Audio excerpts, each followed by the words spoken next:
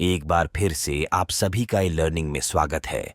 आज की वीडियो में हम पढ़ेंगे क्लास 10th हिंदी पाठ टोपी शुक्ला के प्रश्न उत्तर।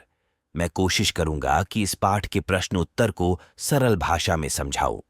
आप सभी बच्चों से मेरी एक रिक्वेस्ट है, यदि आप हमारे चैनल पर पहली बार विजिट कर रहे हैं या हमारी वीडियो को पहली बार देख रहे हो तो चैनल को सब्सक्राइब करें और वीडियो को लाइक करें और अपने फ्रेंड्स के साथ वीडियो को ज्यादा से ज्यादा शेयर करें, जिससे हमारे चैनल को ग्रोथ करने में हेल्प मिलेगी। धन्यवाद। चलिए शुरुआत करते हैं पहले प्रश्न से। पहला प्रश्न, इफ्फन टोपी शुक्ला की कहानी का महत्वपूर्ण हिस्सा किस तरह से है? उत्तर, इफ्फन और टोपी शुक्ला दोनों गहरे दोस्त थे। एक दूसरे के बिना अधूरे थे, परंतु दोनों की आत्मा में प्यार की प्यास थी। इफ्फन तो अपने मन की बात दादी को या टोपी को कहकर हल्का कर लेता था, परंतु टोपी के लिए इफ्फन और उसकी दादी के अलावा कोई नहीं था।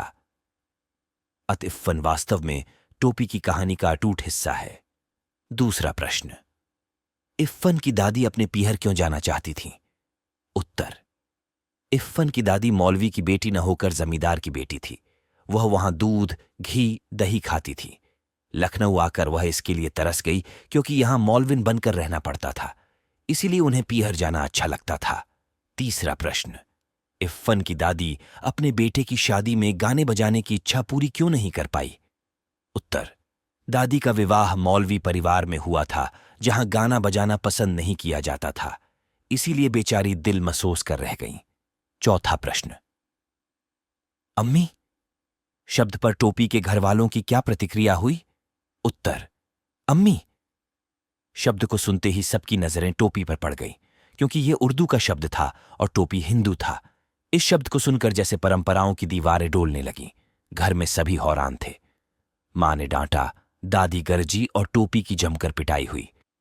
पांचवां प्रश्न, 10 अक्टूबर सन 45 का दिन टोपी के जीवन में क्या महत्व रखता है? उत्तर, 10 अक्टूबर सन 45 को इफ्फन के पिता का तबादला हो गया और वे चले गए। अपने प्रिय दोस्त के चले जाने से वह बहुत दुखी हुआ। उसने कसम खाई कि वह कोई ऐसा दोस्त नहीं बनाएगा जिसकी बदली हो जाती है। एक तो इफ्फन की दादी, जिससे वह बहुत प्यार करता था, वह नहीं रही। फिर इफ्फन चला गया तो यह दिन उसके लिए महत्वपूर्ण दिन बन गया। छठा प्रश्न, टोपी ने इफ्फन से दादी बदलने की बात क्यों कही? उत्तर, इफ्फन की दादी टोपी को बहुत प्यार करती थी। उनकी मीठी मीठी बोली उसे तिल के लड्डू या शक्कर गुड़ जैसी लगती थी। टोपी की मां भी ऐसा ही बोलती थी, परंतु उसकी दादी उसे बोलने नहीं देती थी। उधर इफ्फन के दादाजी व अम्मी को उनकी बोली पंसद नहीं थी।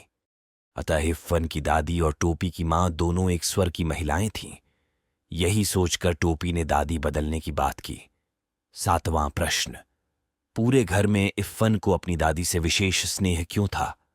उत्तर, इफ्फन की दादी उसे बहुत प्यार करती थी, हर तरह से उसकी सहायता करती थी। उसके अब्बू अम्मी उसे डांटते थे, उसकी बाजी और नुजहत भी उसको परेशान करती थी। दादी उसको रात में अनार परी, बहराम डाकू, अमीर हमला, गुलब काबली, हातिमताई जैसी अनेक कहानियां सुनाती थी। इसी कारण वह अपनी दादी से प्यार करता था। आठवां प्रश्न, इफ्फन की दादी के देहांत के बाद टोपी को उसका घर खाली सा क्यों लगा? उत्तर, इफ्फन की दादी जितना प्यार इफ्फन को करती उतना ही टोपी को भी करती थी। टोपी से अपनत्व रखती थी, उसे भी कहानियां सुनाती थी, उसकी मां का हाल चाल पूछती। उनकी मृत्यु के बाद टोपी को ऐसा लगा मानो उस पर से दादी की छत्रछाया ही खत्म हो गई है। इसलिए टोपी को इफ्फन की दादी की मृत्यु के बाद उसका घर खाली सा लगा। नौवां प्रश्न, टोपी और इफ्फन की दादी अलग अलग मजहब और जाति के थे, पर एक अनजान अटूट रिश्ते से बंधे थे। इस कथन के आलोक में अपने विचार लिखिए। उत्तर, टोपी हिंदू धर्म का था और इफ्फन की दादी मुस्लिम। परंतु जब भी टोपी इफ्फन के घर जाता, दादी के पास ही बैठता। उनकी मीठी पूर्वी बोली उसे बहुत अच्छी लगती थी। दादी पहले अम्मा का हाल चाल पूछती। दादी उसे रोज कुछ न कुछ खाने को देती, परंतु टोपी खाता नहीं था।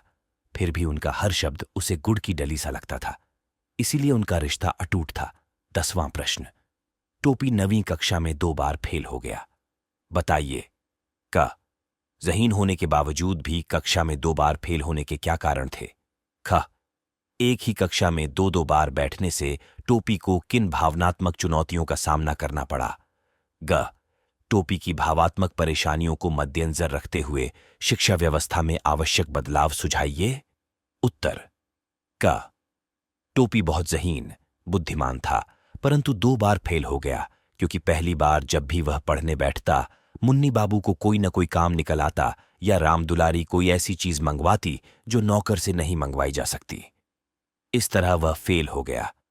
दूसरे साल उसे मियादी बुखार हो गया था और पेपर नहीं दे पाया, इसलिए फेल हो गया था। ख. पहली बार एक कक्षा छोटे बच्चों के साथ बैठना पड़ा।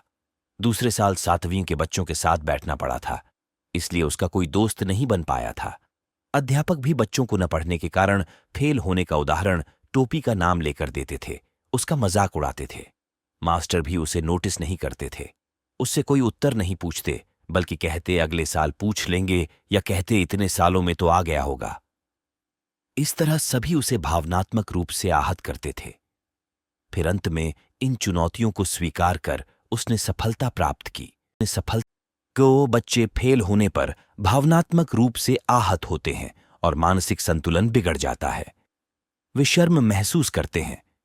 इसके लिए विद्यार्थी के पुस्तकीय ज्ञान को ही न परखा जाए, बल्कि उसके अनुभव व अन्य कार्य कुशलता को भी देखकर उसे प्रोत्साहन देने के लिए शिक्षा व्यवस्था में बदलाव किया जा सकता है।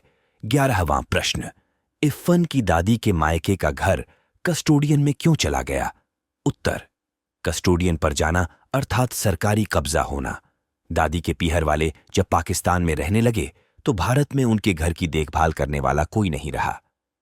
इस पर मालिकाना हक भी न रहा, इसलिए वह घर सरकारी कब्जे में चला गया। आप सभी बच्चों से मेरी एक रिक्वेस्ट है, यदि आपको यह वीडियो पसंद आई हो तो इसे लाइक करें, अपने फ्रेंड्स के साथ शेयर करें और चैनल को सब्सक्राइब करना ना भूलें, जिससे हमारे चैनल को ग्रोथ करने में हेल्प मिलेगी। धन्यवाद।